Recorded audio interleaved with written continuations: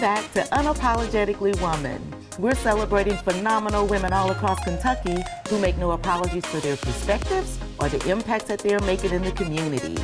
Today we're celebrating Shermiah Holland. Shermiah is a mom, an entrepreneur, the owner of the Peach Cobbler Factory, and co-owner of CTO of Melanated Healthcare. Unapologetically Woman, Shermiah Holland, that's you. Welcome. Thank you. Congratulations. Thank you. Tell us everything we need to know about the Peach Cobbler Factory. Oh my goodness, so the Peach Cobbler Factory, it's a dessert bar, and we have more than peach cobbler. So there's 12 different types of cobbler. We have cookies, brownies, churro sticks, Belgian waffles. So it's a full dessert shop. Wow, wow. Yeah. And so you have locations in Lexington, Louisville, Elizabethtown. yeah. I haven't broke ground in Houston yet, but I do own that territory as well. But most of Kentucky I own. And so what made you or inspired you?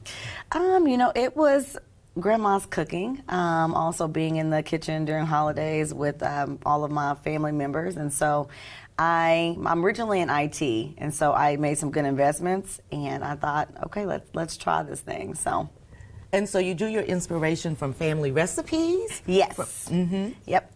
Family recipes. And Grandma's cooking. Yep, and Grandma's cooking. And so not only did you open these facilities, these wonderful tasty treat shops. Yes. You did it for a purpose. I did. You were concerned about generational wealth for your family. I was. And why is that important to you? It's important because as a woman, but also as a black woman, we're not really taught about generational wealth. My parents were very secretive about what the finances looked like in our household. And so even though they did a very fantastic job, I'm one of 9, so it's a lot of us. They did a fantastic job in seeing things change, but I felt like it was important for us to have generational wealth as black people, Yes. as women, and I believe that's how we make an economic impact, is building generational wealth. And you're already positioning little Sophie Grace. I am. It's important to me. It will give her, a leg up in life. She's already going to face some challenges being a black woman, but I think the financial part she should not have to face on her own. Absolutely. And so you found out you were pregnant with her after you had just opened your Yes. store. Yes, that was very difficult. I had opened the store in Lexington. The very next month I found out I was pregnant, and the sweet smells actually made me very sick. Oh, no. Yeah. So I had to go on hiatus for a little while, but I had some good support during the time, but it was very much so. Wow. Yeah. Okay, so that's not all you do. No. Okay, tell us more. So I got into the Lexington community. I triple majored here at the University of Kentucky in mathematical economics, biology, and computer science. So IT and information technology and engineering is my background. I am a co-founder and CTO of Melanated Healthcare, and that is a digital platform for black and brown providers to service patients in that same community. And so how can people, if they go to your website, how can they expect to be served? Yep. What can they expect? Yeah, so you can download the app. Me and my business partner, we're actually creating a practice behind it. So we have some credential providers as well that are black and brown. So if you're looking for a mental health specialist, if you're looking for a family practitioner, you can download our app and you can search the category, and all of the black and brown providers will pop up for you, and you can pretty much schedule appointments. And so I'm going to back up a minute because you talked about your bachelor degrees, but Yes. you also have an MBA from I Louisville. do. Yes. I do. So I got my MBA at the University of Louisville. And so, yeah, I'm a little bit of a house divided within myself. But I did get my MBA and my franchise license from the University of Louisville. And so how do these two entities link together, or do they not? They link together in the fact that I decided to be an entrepreneur for black women, to be honest. I wanted black women to see that you can be anything that you want to be, and you can be more than what I feel like America has perceived us to be. And I agree with you on that. And it doesn't necessarily mean that it's going to be easy. Oh, in no. fact, it's going to be hard. Hard. Oh, yeah, it's hard.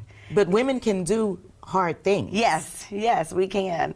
And I'm an advocate for women, to be honest, and especially, Black women specifically. We're all women.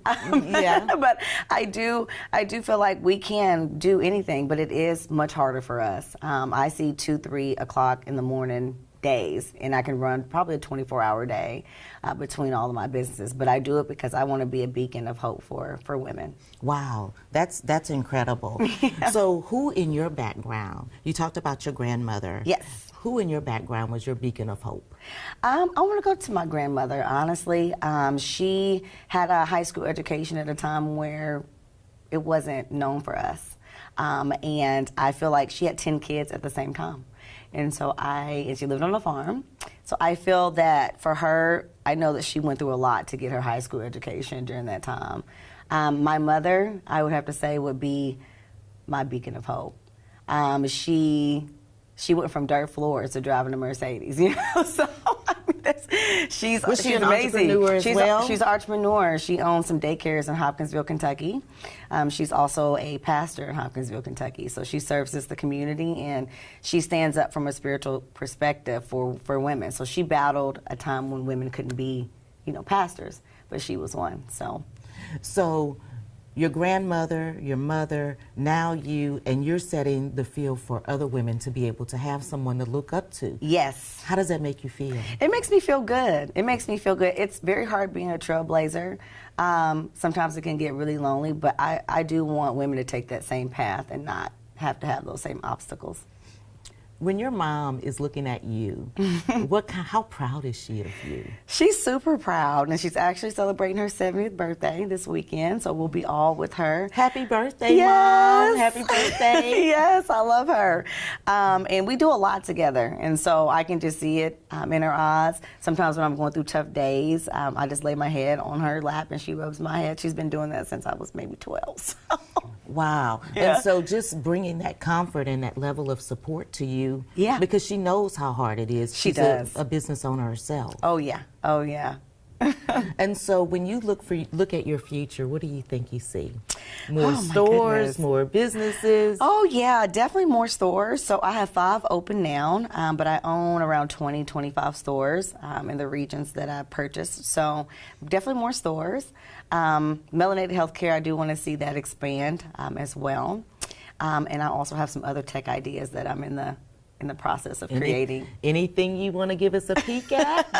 Well, it is in the same realm of the Peach Cobbler Factory, as far as delivery services and things like that. And so, but I'm working on patents and all that great things. Oh, so you got some secrets. It's a little secret, yeah. You got some secrets to keep. I do. And so, even before you were at this level of greatness that you're at right now, you were a Kentucky scholar. I was. I've always been what I would call a nerd. So there were times when my mom was like, "You have to go outside," and so I would still be up under a tree reading a book. And so I was always been a nerd, and so I did get selected as the Governor's Scholar of Kentucky. Was that a wow moment for you when you were in high school? It was. I was super excited about being a part of the program, but my parents were very fluid, and so most of the time people think pastors' kids are kind of locked up, but no, I traveled a lot, was in California, so that summer that I got selected, I was actually in California for a while, and so it was a little different coming back and having to go through school in the summer. So wow, you got to do what you got to do. First things first. But first things first, I was like, okay, no more playing. I have to leave and be a part of this program. So you talked about traveling. Yes. You love to travel. I love to travel. Tell us about places that you've been. Yeah, so I make it a point for culture to be a part of my life. Which it'll be a part of Sophie Grace's life too. I think in America, they make other countries seem very scary and very not as good as America, just put it that way. Mm-hmm. But there's value in culture and history. So I've been to Egypt.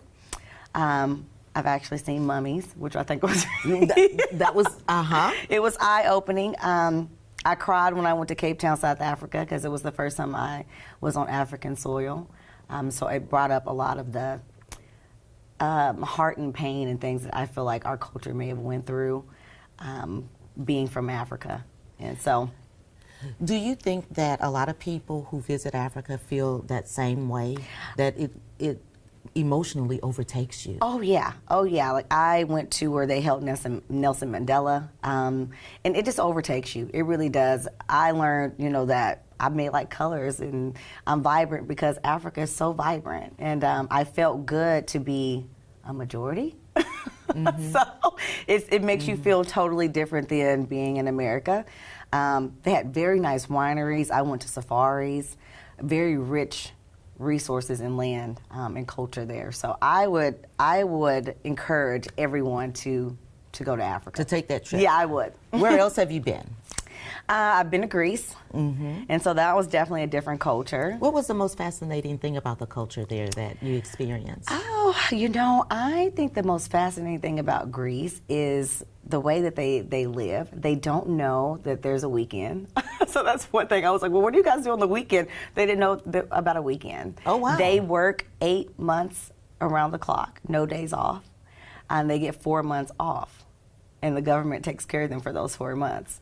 So they don't know about a weekend, but they do have a brief, well, I won't say brief, but, 4 months. 4 months? Yeah, Wow, that's huge. Yeah. So, and some of them go to Athens and some of them go to London, but 4 months they don't have to work, but they work 8 full months straight. Wow. Yeah. Yeah. So going forward for you, you're thinking about opening more businesses? Yes. Mm-hmm. Yes, I am. I think it's important to employ, to mentor. I think that with humanity, I feel like it's my right to make sure that individuals have somewhere to work, that I'm mentoring the next generation of kids and people. Do you feel like you're in the place that you are because of hard work, because of faith, because of fate? What do you think it is? I think it's a determination. Yeah, I think it's a combination. I do think it's faith. That's one big thing. It takes a lot to be a risk taker and to jump off a cliff and hope the parachute comes out. Mm-hmm, right. Sometimes it may not, but you just got to climb back up and try again. Right. When that parachute booms, yep. That's not the end of it for you. You got to get back up. You do. And I always say that I think people take too long festering over their failures when they should figure out why'd you fail and get back in the ring, get back up. Well, and failure is just part of it. It is. There's not anybody that's successful that hasn't failed at at many points, let me say that. Yeah, many points. And so that's why I feel like mentorship means a lot. Sometimes you just don't see people of color or women that you can connect with and say, hey, I need help with this. Can you mentor me? So that's important to me. And that's really important to you because you want to be that for other women. Yeah. Oh, yeah. Before we go, because we could sit here all day. Yes. But before we go, I'm going to kick it to you for young girls or young women that are looking at you and think, wow, I'd like to be like her in some way someday. What kind of advice would you give to them? I would say hang in there, to have a plan, to step out scared. Do it scared. Do it with nothing. Just do it. That's what I would say. And then I would say also, don't be afraid to walk up to someone like me and say, hey, I need your help. How can you mentor me? And you never know. I'm definitely open to do so. So I would say, don't be afraid.